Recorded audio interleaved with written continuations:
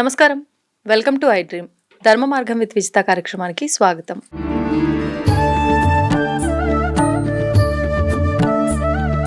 ప్రస్తుతం మనతో పాటు ఉన్నారు శ్రీ విద్యా ఉపాసకులు గీతా కుమార్ గారు. ఇప్పుడు వారితో మాట్లాడతాం. నమస్కారం అమ్మా. శ్రీ గురుభ్యో నమః, శ్రీ మాత్రే నమః. నమస్తే అమ్మా. నమస్తే.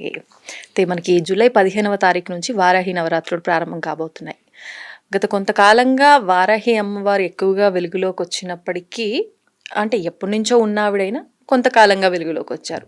వచ్చిన తర్వాత అంటే జనాలు తొందరగా మా కోరిక నెరవేరుతుంది అంటే అసలు ఇంకా బ్యాక్గ్రౌండ్లో అసలు ఆరాధించొచ్చా ఆరాధించకూడదా ఇవన్నీ ఏం ఆలోచించరు.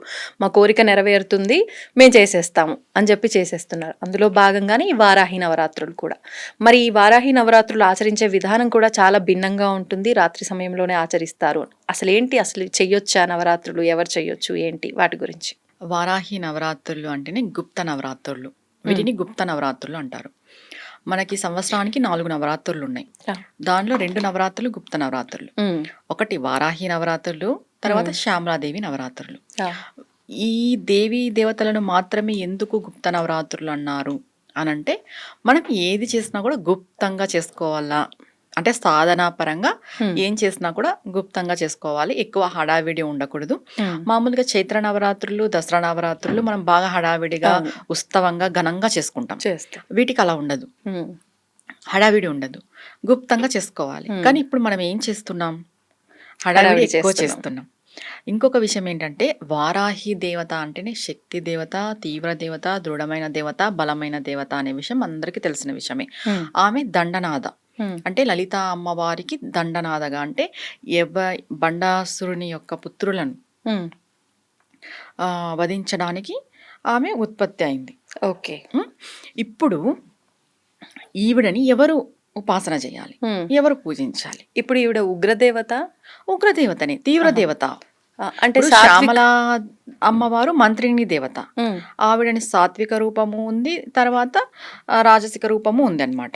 అంటే మాతాంగి వచ్చేసి కొంచెం రాజసికము, శ్యామల అమ్మవారు వచ్చేసి సాత్వికము. వారాహి అమ్మ కల లేదు, ఇంకొక రూపం అనేది లేదు, సాత్వికం అనేది లేదు, ఓన్లీ తీవ్రమే, ఉగ్రం. వీళ్ళని ఉగ్ర దేవతలు అన్నారు, తీవ్ర దేవతలు అంటారు. తీవ్ర శక్తి గల దేవతలు వీళ్ళు. ఇప్పుడు ఇలాంటి అమ్మవారిని మనం ఏ విధంగా ఆచరించాలి, అసలు మనం తెలుసుకోవాలి, మనకు ఆచరించే అంత అర్హత ఉందా లేదా అని. కానీ ఇక్కడ ఏమైపోతుందంటే, అందరికీ అమ్మగా మనకు కనికరిస్తుంది, అమ్మగానే చూస్తుంది. కరెక్టే, అమ్మనే, ఎవ్వరూ లేదని చెప్పలేదు. కానీ నీకు అర్హత ఉందా? ఇప్పుడు లలిత అమ్మవారి శక్తి ఒక శక్తి, ఆవిడ సాత్విక శక్తి. వారాహి అమ్మవారి శక్తి తీవ్ర శక్తి. నువ్వు లలిత అమ్మవారి శక్తిని భరించగలవు, కానీ వారాహి అమ్మవారి శక్తిని నువ్వు భరించగలవా? ఇంకొకటి ఏంటంటే, అనుష్ఠాన పరులు లేదా ఉపదేశం ఉన్న వాళ్ళు సాధకులు లాగా చేస్తున్నారు గృహస్థులు కూడా.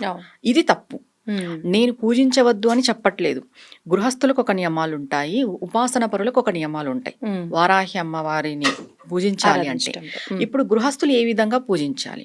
ఇప్పుడు దీక్షగా చేసేవాళ్ళు 9 రోజులు ఉపాసన పరులు దీక్షగానే చేస్తారు, గృహస్థులు కూడా దీక్షగా చేసుకోవచ్చు. దీక్షా నియమాలు ఏంటంటే, మాంసాహారం తినకూడదు, బ్రహ్మచర్యం పాటించాలి, భూషయనం చేయాలి, ఏకభుక్తం ఉండాలి. ఇది ఖచ్చితంగా. ఓకే. ఇప్పుడు ఫస్ట్ గృహస్థులదే చెప్దాం.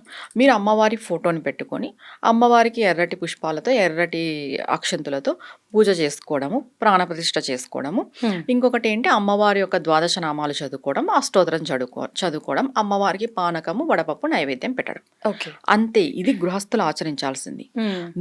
నీకు ఉపాసన ఉండి, నీకు గురువు ఉండి, నీకు అమ్మవారి యొక్క మంత్రోపదేశాలు ఉండి, ఇవన్నీ ఉన్న వాళ్ళు ఏం చేస్తారంటే అమ్మవారిని తీవ్రంగా సాధన చేస్తారు.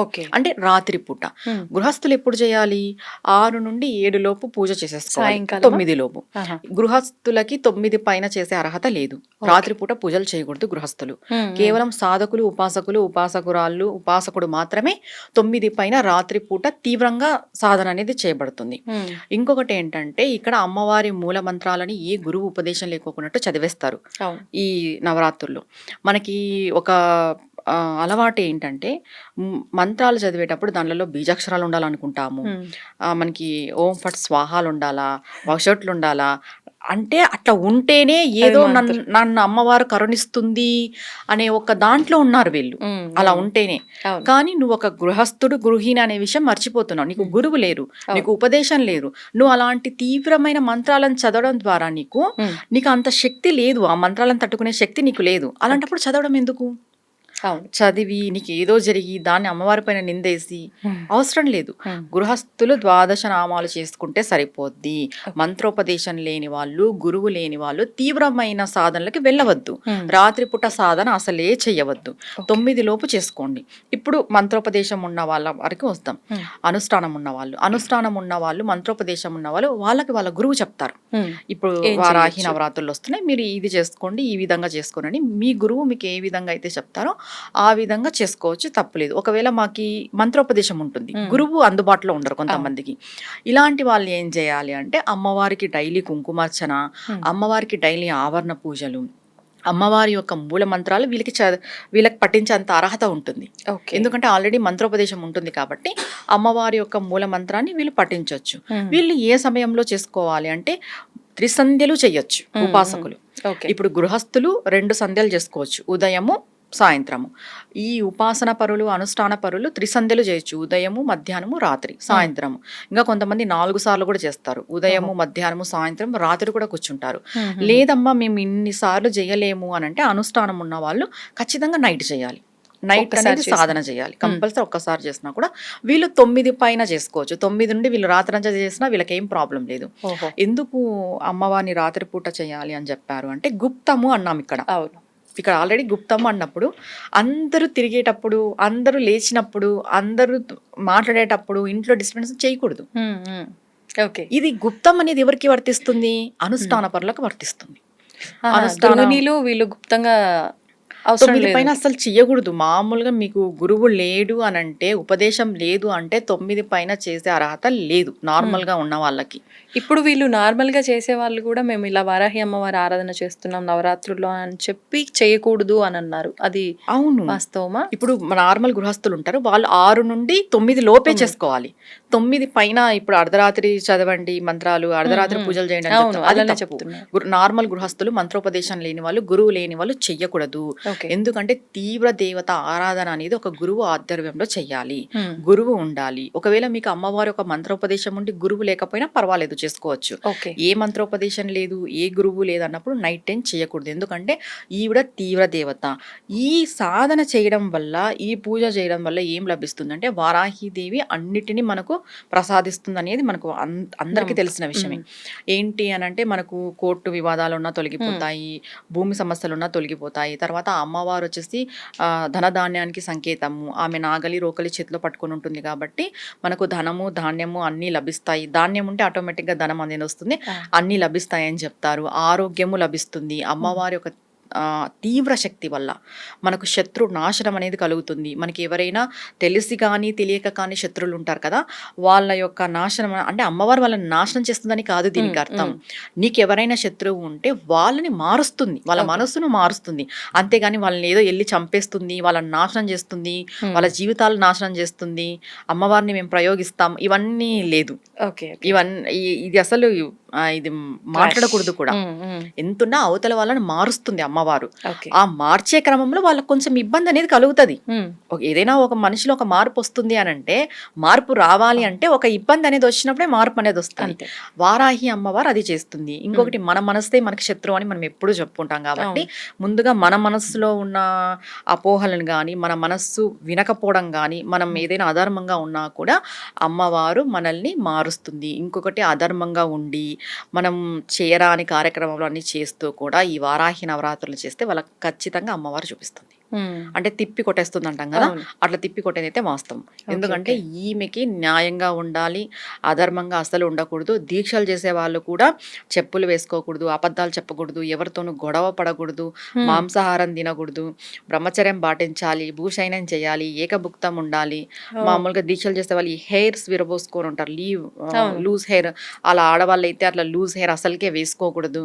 ఎర్రటి వస్త్రాలను ధరించాలి, ఆవిడకి ఎరుపు ఇష్టం కాబట్టి. ఇవన్నీ అంటే నియమాలు ఉంటాయి. నార్మల్ గృహస్థులు కూడా ఇవన్నీ ఆచరించాల్సిందే. గృహస్థులు కూడా ఇవన్నీ ఆచరించాలి. గృహస్థులు కూడా దీక్ష చేస్తారు 9 రోజులు. అవును, అవును. ఆ దీక్ష చేసే వాళ్ళు అంటే పెద్ద పెద్ద మంత్రాలను చేయకోకున్నట్టు అమ్మవారి యొక్క ద్వాదశ నామాలు ఎన్నిసార్లైనా చేసుకోండి. ఓకే. 108 టైమ్స్ చేస్తారా అమ్మవారి యొక్క ద్వాదశ నామాలు 108 టైమ్స్ చేయండి, హ్మ్. ప్రాబ్లం లేదు. పెద్ద పెద్ద మంత్రం అంటే అమ్మవారి యొక్క మూల మంత్రాలకి బీజాక్షరాల మంత్రాల జోలికి వెళ్ళొద్దు గృహస్థులు. మీకు మంత్రోపదేశం ఉండి గురువు ఉండి అలాంటి వాళ్ళు ఈ మూల మంత్రాలు ఈ బీజాక్షరాలతో కూడిన మంత్రాలను చదువుతూ అమ్మవారిని ఏ తీవ్ర విధంగా అయినా కూడా మనం సాధన చేయొచ్చు. ఒక అమ్మవారికి మనం సాధన చేయాలి అంటే సాత్విక సాధన ఎలా ఉంటుందో తీవ్ర సాధన కూడా అలానే ఉంటుంది. అది కేవలం సాధకులు మాత్రమే చేయాలి అని చెప్తున్నాను. ఇప్పుడు ఎవరో నీ పక్కింటి వాళ్ళు ఎదురింటి వాళ్ళు కొంచెం తీవ్రంగా సాధన చేశారు, నువ్వు కూడా అది చేయాలనుకోవడం పొరపాటు అవుతుంది. ఇంకొకటి ఇది చాలా గుప్త నవరాత్రులు కాబట్టి చాలా ప్రీషియస్ డేస్ అంటాం మనం వీటిని. వీటిలో ప్రకృతిలో ఎక్కువ శక్తి దాగుంటది ఈ నవరాత్రి టైంలో. మీరు ఈ అలంకరణలు ఆర్భాటాలకు పోకోకున్నట్టు అంటే మనం చూస్తున్నాం ఈ సోషల్ మీడియా వచ్చినప్పటి నుండి విపరీతమైన అలంకరణలు ఇదే ఉంటుంది, హడావిడి. ఒక మంత్రం రాదు, ఒక స్తోత్రం రాదు, ఒక స్తోత్రం చేయరు, ఏమి చేయకపోయినా కూడా ఈ అలంకరణల బేస్ పైనే మనం సోషల్ మీడియా అంతా నడుస్తుంది. అలా కాకోకున్నట్టు దీన్ని పక్కన పెట్టేసి ఇవి గుప్తంగా చేసుకునే కాబట్టి సాధన పెంచండి. ఇప్పుడు గృహస్థులు అయితే ఇదే ద్వాదశ నామాలని ఎక్కువ సార్లు చేసుకోండి. ఈ ఉపాసకులు సాధన పరులు అయితే మీకు గురువిచ్చిన మంత్రాన్ని చేసుకుంటూ ప్లస్ అమ్మవారి యొక్క మూల మంత్రాలను కూడా ఎక్కువ సార్లు చేసుకోవడం ద్వారా మనకి ఎక్కువ ఫలితము ఉంటుంది. మనం శక్తిని పెంపొందించుకోగలం. అంటే ప్రకృతి నుండి మనకి శక్తి వస్తుంది, అమ్మవారి నుండి మనకి శక్తి వస్తుంది, ఆ మూల మంత్రాలను చదవడం వల్ల మనకు శక్తి లభిస్తుంది. ఇంకొకటి అమ్మవారి యొక్క అనుగ్రహం శీఘ్రంగా అనుభవిస్తాం. ఎందుకంటే ఇవి చాలా చాలా ముఖ్యమైన రోజులు. మనకి సంవత్సరంలో 4 నవరాత్రులు ఉంటే 3 నెలలకు ఒక నవరాత్రి ఎందుకు వస్తుంది అంటే మనల్ని మనం ప్రిపేర్ చేసుకోవడానికి, మనల్ని మనం రెడీ చేసుకోవడానికి, మనం అమ్మవారి యొక్క శక్తికి దగ్గర కావడానికి, అమ్మవారి యొక్క శక్తి మనలో ఇన్బిల్ట్ చేసుకోవడానికి ఒక్కొక్క నవరాత్రి అనేది వస్తుంది. శక్తి అంతా ఒక్కటే కానీ పేర్ల ద్వారా పరివర్తనం చెందుతుంది. ఇప్పుడు చైత్ర నవరాత్రిలో లలితాదేవిగా మనం పూజిస్తాము. ఇప్పుడు వారాహి శక్తి ఒకటే, ఈమె వారాహిగా పరివర్తనం చెందింది, మళ్ళీ దుర్గంగా పరివర్తనం చెందుతుంది, మరి శ్యామలాగా పరివర్తనం చెందుతుంది. అంటే నేచర్లో అమ్మవారి శక్తి మనకి సంవత్సరానికి 4 ఋతువులు ఎలా వస్తాయో ఈ నవరాత్రులు కూడా అలానే వస్తాయి. మన నేచర్కి మనకి అమ్మవారికి ఎప్పుడు కనెక్టివిటీ ఉంటుంది. మనం వీటిని బాగా ఉపయోగించుకోవాలి. ఇక్కడ పెద్ద పెద్ద నైవేద్యాలు పెట్టే అవసరం లేదు. ఈ నైవేద్యాల విషయంలో చాలా మందికి చాలా డౌట్ ఉంటుంది, అమ్మవారికి ఏం పెట్టాలని. మెయిన్గా పానకమే. పానకము, కందదీపం. మీకు కంద దొరికితే కందదీపం పెట్టుకోండి. దీంట్లో మళ్ళీ 9 రోజులు పెట్టాలా, ఒక రోజు పెట్టాలా అనేది కూడా చాలా డౌట్ ఉంటుంది. ఒక రోజు 9 రోజులు మీకు ఏ రోజు వీలైతే ఆ రోజు. ఒకవేళ పంచమి రోజు పెట్టుకుంటే చాలా మంచిది. పంచమి 5వ రోజు, పంచమి రోజు కందదీపం పెట్టుకోండి. ప్రతి రోజు కూడా బెల్లం పానకం, వడపప్పు. దీనికి మించి మీరు ఏమైనా పెట్టుకుంటే అది వాళ్ళ ఇష్టం, కానీ అమ్మవారికి పానకమే ప్రధానం పెట్టుకోవాలి. అంటే వారాహి అమ్మవారికి కందదీపం విశేషమా, లేదు అంటే ఏదైనా పరిహారం లాగా? లేదు, అమ్మవారు అంటే అమ్మవారు భూమికి సంబంధించింది కాబట్టి వరాహ రూపము వరాహమూర్తికి సంబంధించింది. ఇంకోటి వారాహిదేవి యొక్క స్వరూపం వచ్చేసి వరాహ అంశ అంటాం. యజ్ఞ వరాహ స్వామి యొక్క శక్తి ఈవిడిలో ఉంటుందన్నమాట. భూవరాహస్వామి మనం అంటాం కాబట్టి. ఎందుకంటే ఈమెకి భూమిలో పండిన, ఇప్పుడు వరాహం అంటే ఏంటి, ఆల్మోస్ట్ అన్ని తింటాదని మనకి జనరల్ గా చూసుకుంటే దుంపలు భూమిలో పండిండేటివి చాలా ఇష్టమా అని చెప్తారు. అలాగే ఈ కంద దీపం కూడా వారాహి అమ్మకి శ్రేష్టమా అని చెప్తారు. అవైలబిలిటీ ఉంటేనే పెట్టండి, లేకపోతే ఏం అవసరం లేదు. నార్మల్ గా మీరు నిత్య దీపారాధన చేసుకొని మనం ఈ 9 రోజులు ఏం చేయాలి, బాగా జపం చేయాలి, బాగా సాధన చేయాలి. గృహస్థులైతే మీరు ఉదయం 6 నుండి సాయంత్రం 9 లోపు మీ సాధన అంతా చేసేసుకోండి. నార్మల్ గృహస్థులు. అనుష్ఠాన పరులు గురువులు ఉండే వాళ్ళైతే 9 పైన రాత్రంతా కూర్చొని చేయండి, నో ప్రాబ్లం. సాధన బాగా చెయ్యాలి, జపం బాగా చేయాలి. ఆ దీపం పెట్టిన కందని కూడా నెక్స్ట్ డే కూరల్లో వేసుకోవచ్చు కదా, అలా వినియోగించవచ్చు. వేసుకోవచ్చు, కూరలు చేసుకొని వేసుకోవచ్చు. కానీ ఇప్పుడు కంద దీపం పెట్టమన్నాం కదా అనేసి దానికోసమే మనం తిరిగి టైం వేస్ట్ చేసి, దొరికితే పెట్టండి, దొరకలేదు నో ప్రాబ్లం. నెయ్యి దీపం పెట్టండి అమ్మవారికి. ప్రతిరోజు సాయంత్రం నెయ్యి దీపం పెట్టండి. ఉదయం లేకపోయినా సాయంత్రం వారం పూట చేసుకోండి. 3 పూటలు చేసుకుంటున్నాం అనే వాళ్ళు 3 పూటలు చేసుకోవచ్చు, నో ప్రాబ్లం. లేదు మాకు కుదరదు అనే వాళ్ళు సాయంత్రం ఖచ్చితంగా చేసుకోండి. ఇప్పుడు అమ్మవారు శక్తి దేవత అన్నారు, విడి రోజుల్లో అయితే వారాహి అమ్మవారిని అసలు మనం ఆరాధించము. ఇప్పుడు నవరాత్రులు చెయ్యాలి అనుకొని ఆ చిత్రపటం తెచ్చుకున్న వాళ్ళు నార్మల్ గా అయిపోయిన తర్వాత పూజా మందిరంలో పెట్టచ్చా? అయిపోయిన తర్వాత పూజా మందిరంలో పెట్టచ్చు. ఒకవేళ మేము అమ్మని భరించలేము అనే వాళ్ళు తీసి ఎత్తి పెట్టచ్చు, మళ్ళీ నవరాత్రులకు పెట్టుకొని పూజ చేసుకోవచ్చు, అదేం ప్రాబ్లం లేదు. పెట్టుకునే శక్తి ఉంది మాకు అంటే కొంతమంది అమ్మవారిని చూసేంత శక్తి కూడా వాళ్ళకు ఉండదు. నేను చాలా వరకు నా దగ్గర వచ్చిన క్లయింట్స్ లో నేను విన్నాను, అంటే మేము అమ్మవారిని చూడలేకపోతున్నాము అనేటోళ్ళు కూడా ఉంటారు. అలాంటి వాళ్ళు భరించలేరు, అలాంటి వాళ్ళు ఎత్తి పెట్టచ్చు. లేదు మేము పెట్టుకుంటాము, నిత్య దీపారాధన చేసుకుంటాము, నిత్యము మేము అమ్మవారికి దండం పెట్టుకుంటామంటే నో ప్రాబ్లం, పెట్టుకోవచ్చు. ఇప్పుడు ఒకవేళ చిత్రపటం కాకుండా కలశ రూపంలో అలా చేసుకుంటాము, చేసుకోవచ్చు. కలశ రూపంలో ఈ 9 రోజులు, ఎందుకంటే ఏ నవరాత్రి అన్నా చేయని మనకి మొదటి రోజు ప్రాణ ప్రతిష్ఠ అనేది మనం చేస్తాం. అవును, అంటే అమ్మవారిని ఆవాహన చేసి అమ్మవారు కుటుంబ సమేతంగా వచ్చి మా ఇంట్లో ఉండాలి 9 రోజులు, మా చేత పూజలు అందుకోవాలని చెప్పేసి ప్రాణ ప్రతిష్ఠ ప్రాసెస్ చేసి మనం అక్కడ కలశ స్థాపన కానీ ఫోటో కానీ విగ్రహం కానీ పెట్టుకుంటాం. విగ్రహాల జోలికి గృహస్థులు వెళ్ళొద్దు. ఫోటో కలశం పెట్టుకోండి శ్రేష్టము. మళ్ళీ పెద్ద పెద్ద విగ్రహాలు పెట్టుకుని ఇబ్బంది పడే వాతావరణం తెచ్చుకోవద్దు. ఇప్పుడు అమ్మవారు అందరికీ అమ్మే, కానీ ఆవిడ తీవ్రమైన అమ్మ, ఇదొక్కటి గుర్తుపెట్టుకోవాలి. ఆవిడ మనల్ని ఎంత త్వరగా శీఘ్రంగా అనుగ్రహిస్తుందో అంత శీఘ్రంగా దండిస్తుంది కూడా. ఆవిడ అసలే దండిని మాత, ఆవిడకి దండని మాత అనే పేరు ఉంది. అంటే ఏదైనా తప్పు జరిగితే దండన ఖచ్చితంగా ఉంటుంది, శిక్ష ఖచ్చితంగా ఉంటుంది.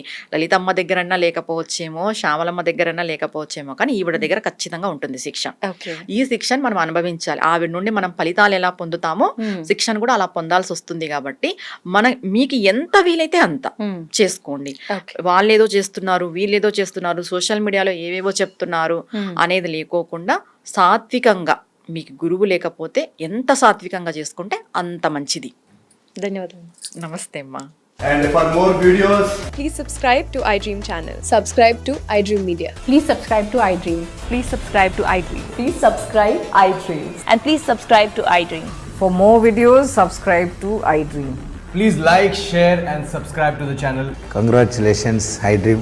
Subscribe to iDream. Subscribe to iDream. So subscribe to iDream Media. iDream team andarki huge congratulations. Please subscribe iDream Media. Please subscribe to iDream. Subscribe iDream. Please subscribe to iDream. iDream అంటే నా కళల ఛానల్ను subscribe చేసుకున్న నోరు తిరుగుతలేదు, మీరైతే గంట గుర్తు కొట్టండి. For more such videos, please subscribe to iDream. Subscribe to iDream. Please subscribe to iDream. Please subscribe iDream Media. Please do subscribe to iDream. Please subscribe to iDream Media. For best entertainment and information, please subscribe iDream. And don't forget to subscribe to iDream.